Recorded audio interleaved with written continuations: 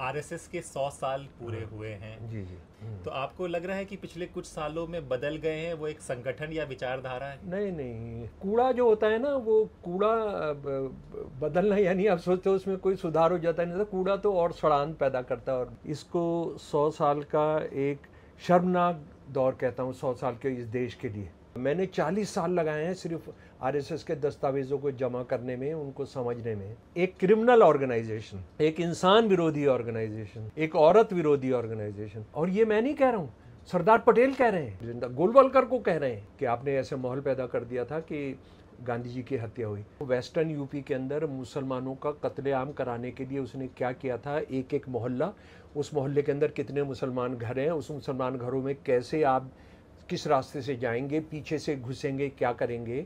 उस वक्त, जिस वक्त आरएसएस बन रही है, उस वक्त देश में हालात क्या हैं जरा सा देखिए। 1857 में हिंदू मुसलमान सिख ईसाई सारे आपस में मिलकर लड़े थे, हम हार गए।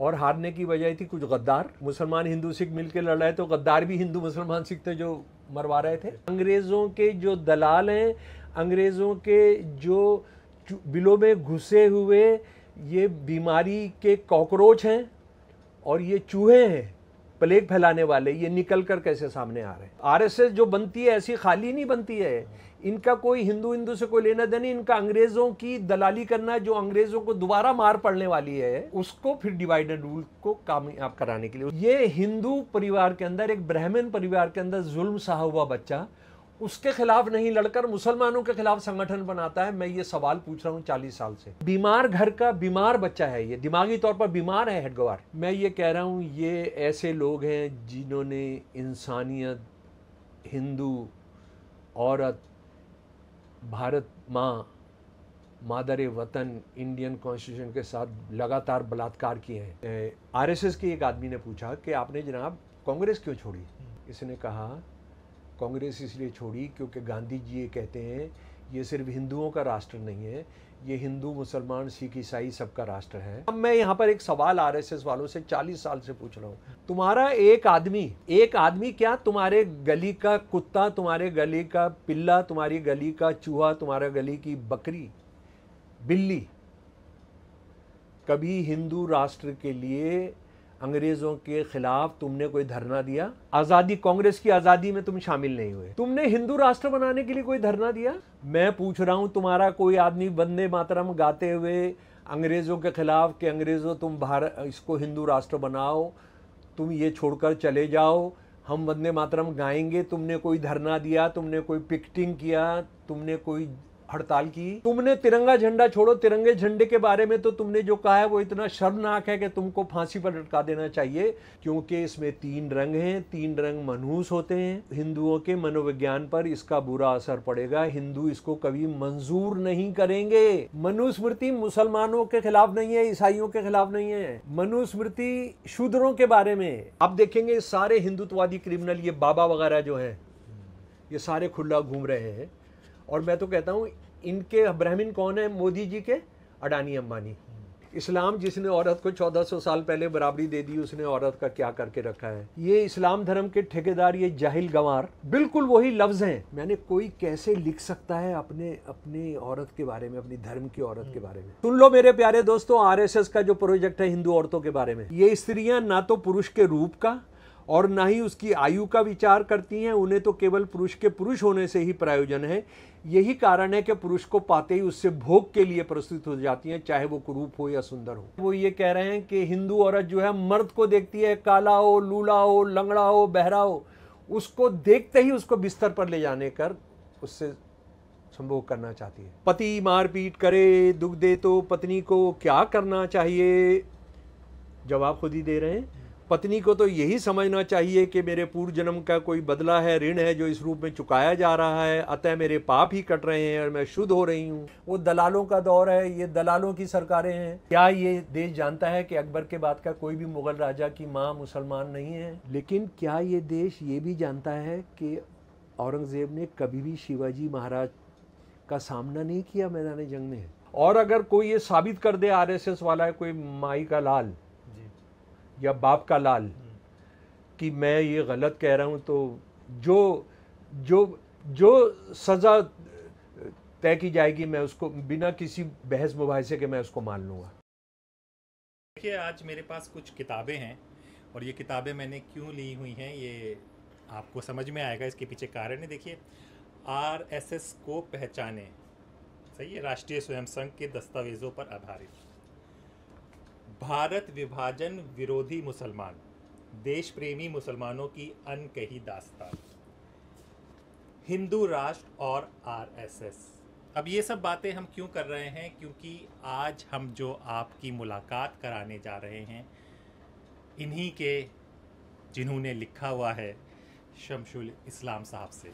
तो आइए देखिए आप लोगों के लिए, क्योंकि स्वतंत्र में हमेशा कहा जाता है कि क्या हो रहा है, क्या चल रहा है, उसको इस तरह से समझाया जाए जो एक आम आदमी, आम लोग, आम दर्शक यानी कि गरीब पिछड़ा वर्ग भी समझ सके। सर बहुत बहुत शुक्रिया, आपने हमें वक्त दिया द स्वतंत्र के लिए। नहीं, बहुत शुक्रिया। और इतना अच्छा नाम है आपके चैनल का, आज़ादी स्वतंत्र। हाँ, तो स्वतंत्र ही रहिएगा तो हम सबको, देश को बहुत फ़ायदा होगा जी। तो स्वतंत्र रहेंगे तो सर कुछ खतरा है क्या स्वतंत्रता? नहीं, बिल्कुल स्वतंत्र रहना चाहिए। और मैं आपको ये इसलिए बता रहा हूँ कि मुस्लिम लीग के ख़िलाफ़ जो हिंदुस्तानी मुसलमानों ने जो सबसे बड़ा मोर्चा लिया था, उसका कॉन्फ्रेंस का नाम भी रखा था आज़ाद मुस्लिम कॉन्फ्रेंस। तो वो उस पर कभी चर्चा करेंगे। यानी जो इल्ज़ाम लगाया जाता है मुसलमानों ने मुस्लिम लीग का साथ दिया था, ये इतना बड़ा झूठ है। उसके मुसलमानों का सबसे बड़ा जलसा जो था वो दिल्ली में किया था, मुस्लिम लीग की प्रस्ताव पास होने के 1 महीने के अंदर अंदर। तो वो बहुत अच्छा लगता है मुझे, जो भी आज़ाद हैं, और आज़ाद रहना ही चाहिए इंसान, तो आज़ाद ही अच्छा लगता है। जी शुक्रिया सर, हम तो कोशिश कर रहे हैं कि बात सही तरह से लोगों तक पहुंचे। सर अभी कुछ एक तो सर नहीं कहेंगे हैं। अच्छा, हाँ, बहुत ज़्यादा आदर करना चाहते हैं तो डॉक्टर इस्लाम कह सकते हैं, ये सर तो बिल्कुल नहीं चलेगा। ठीक है। हाँ, बिल्कुल बिल्कुल जी, बिल्कुल। जी, तो डॉक्टर इस्लाम साहब, अभी कुछ वक्त पहले ही आरएसएस के 100 साल पूरे हुए हैं। जी जी। और एकदम, क्या आपने इतना पढ़ा है, इतनी किताबों में है, तो आपको लग रहा है कि पिछले कुछ सालों में बदल गए हैं वो एक संगठन या विचारधारा है? नहीं नहीं, कूड़ा जो होता है ना, वो कूड़ा बदलना, यानी आप सोचते हो उसमें कोई सुधार हो जाता है, नहीं तो कूड़ा तो और सड़ान पैदा करता है और बीमारियां पैदा करता है। तो वो कूड़ा जो है, गंद जो है, वो कोई उसमें अपने आप सुधरने का उसका कोई चांस नहीं होता है। और ऐसे हालात में जबकि वो बराबर बढ़ता, गंद को बढ़ाता जा रहा है वो, देखिए, ये मैं तो इसको 100 साल की विभीषिका कहता हूँ। आरएस की जो सेंटेनरी है, इसको 100 साल का एक शर्मनाक दौर कहता हूँ। 100 साल के इस देश के लिए, इस देश के लिए, इस देश के लोगों के लिए, इस देश की माइनॉरिटीज़ के लिए, इस देश के हिंदुओं के लिए, इस देश की हिंदू औरतों के लिए। और हैदर साहब, मैं ये भी बताना चाहता हूँ कि मैं जो भी बात करूँगा वो सारा का सारा आरएसएस के दस्तावेज़ों को लेकर बात करूँगा। मैं आरएसएस के किसी भी आलोचक, किसी भी तनकीद करने वाले का बिल्कुल जिक्र ही नहीं करूँगा। मैंने 40 साल लगाए हैं सिर्फ आरएसएस के दस्तावेज़ों को जमा करने में, उनको समझने में। तो ये बात अच्छे तरीके से समझ लें। और आप, मैं जो भी बात कह रहा हूँ उसको बिल्कुल बिंदास आप चलाइएगा, क्योंकि जो नोटिस आते हैं ना, जो लीगल नोटिस आते हैं, उसमें मैं क्या करता हूँ कि मैं आरएसएस को पहचाने ये किताब साथ भेज देता हूँ। हज़ारों आ चुके हैं और उसके बाद किसी नोटिस का कोई माई का लाल आरएसएस वाला हिंदुत्ववादी नहीं है जो जिसने दूसरा फिर केस दोबारा भेजा हो कि आप पर अभी मुकदमा चलेगा, समझे आप? तो एक क्रिमिनल ऑर्गेनाइजेशन, एक इंसान विरोधी ऑर्गेनाइजेशन, एक औरत विरोधी ऑर्गेनाइजेशन और मर्द विरोधी भी, जो आज आप देख रहे हैं, घटनाएं देख रहे हैं किस तरह से केरल के अंदर एक बच्चा जो टेकी, बड़ा मशहूर, जिसके बाप दादा भी आरएसएस के अंदर थे, उसके साथ क्या किया है आरएसएस के लोगों ने। उसने आत्महत्या की है, ये कह कर के मैं 4 साल का था तब से मेरा सेक्सुअल मुझे शोषण किया जा रहा है, आत्महत्या की है।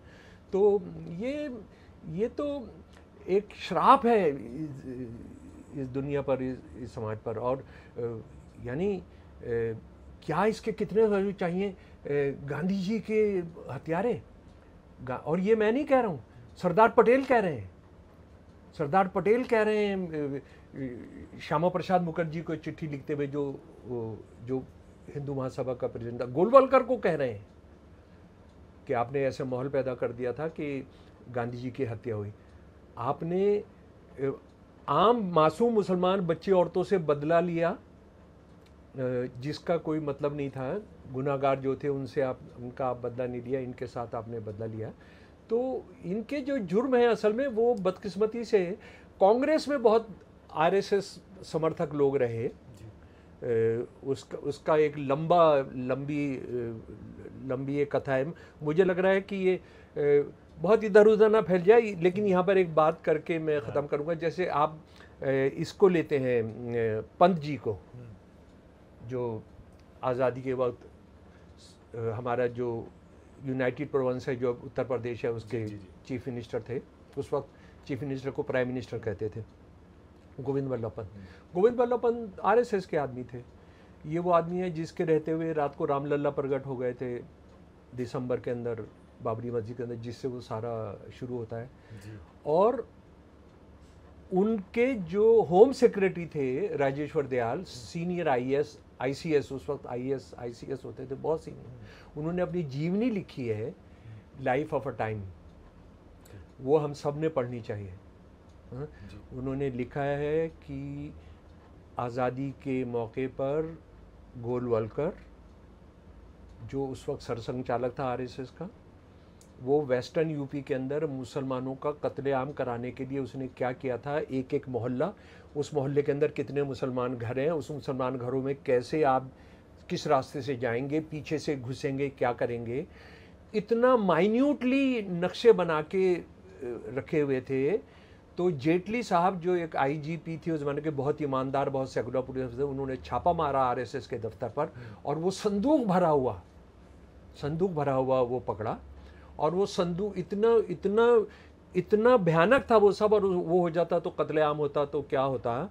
तो वो फौरन उस संदूक को लेके ये पंत के पास आ गए लखनऊ, ये वेस्टर्न यूपी से, ये शायद बरेली का से पकड़ा गया था आरएसएस के दफ्तर में। लाइफ ऑफ अ टाइम, ये राजेश्वर दयाल जी की किताब से मैं आपको उसका तर्जुमा, उसका अनुवादित बता रहा हूँ। तो उन्होंने कहा कि मैं लेकर आया और रात को उठाया उनको, पंत जी को उठिए। तो काफ़ी देर में तो पंत जी आया, और पंत जी को जब कहा गया कि जनाब ये सब है, तो पंत जी ने कहा कि भाई ये मामला बड़ा गंभीर है, इसमें गोलवलकर इन्वॉल्व है, ये सब है, तो कल हम कैबिनेट की मीटिंग बुलाएंगे। ये बहुत जिद करते रहे, और जेटली साहब बहुत जिद करते रहे इसको, सर अभी कुछ करना चाहिए। वो नहीं माने, और ये खबर गोलवलकर को मिल गई। गोलवलकर उसी इलाके में था। जब वो चला गया तो पंत जी ने कहा कि एक चिट्ठी लिख दीजिए। राजेश्वर दयाल जी से कहा कि आमतौर पर मंत्री वगैरह यही करते हैं, अपने सेक्रेटरी से कहते हैं तुम मेरे अंदाज में चिट्ठी लिख दो। तो उन्होंने कहा कि सर मैं चिट्ठी लिख तो देता हूँ आपके अंदाज में, लेकिन उसका कोई फ़ायदा होगा नहीं, क्योंकि मध्य प्रदेश निकल चुका है। तो आरएसएस को लोग किस तरह से कांग्रेस के अंदर घुसे हुए थे, वो तो अभी हम आएंगे जब हेडगेवार पर। हेडगेवार जो है कांग्रेस का ही लीडर था, कांग्रेस का लीडर था। तो हम ज़रा सा आ जाएं कि ये 100 साल पहले बनी थी, यानी विजयदशमी के दिन हमें बताया जा रहा है, जो बिल्कुल झूठ है, बताया जा रहा है कि 1925 में बनी थी। ये आरएसएस के जो अपनी किताबें हैं, जो उन्होंने इसकी जीवनियाँ लिखी हैं, आरएसएस वालों ने, ये एक तो बंदा जो है खुद कुछ लिखता नहीं था।